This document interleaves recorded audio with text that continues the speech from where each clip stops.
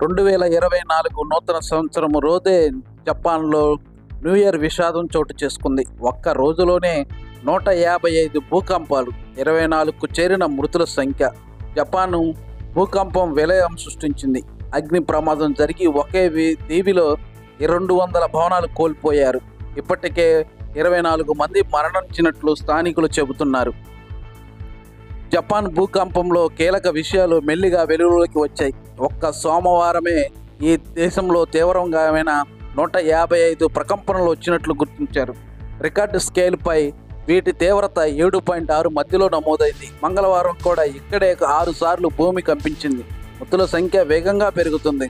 ఈ ఉదయం 13 వరకు ఉన్న సంఖ్య ప్రస్తుతం 24కు చేరిందని జపాన్ టైమ్స్ పత్రిక వెల్లడించింది.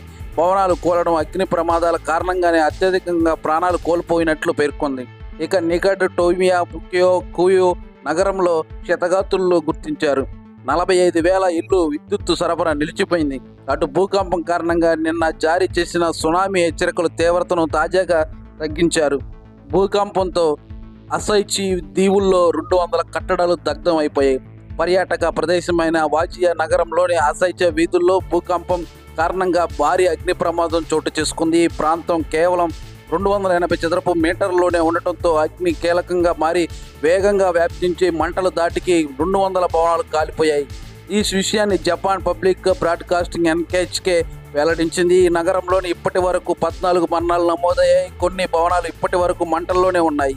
ఈ నగరంలో 6 తీవ్రతంతో భూకంపం సంభవించింది. నగరానికి వచ్చిన ప్రధాన రహదారులన్నీ బీటలు పారిపోయాయి. వాహనాలు కదలటం అసాధ్యంగా మారింది. ఇక సూజీ ప్రాంతంలో 50కి పైగా భవనాలు కూలిపోయాయి.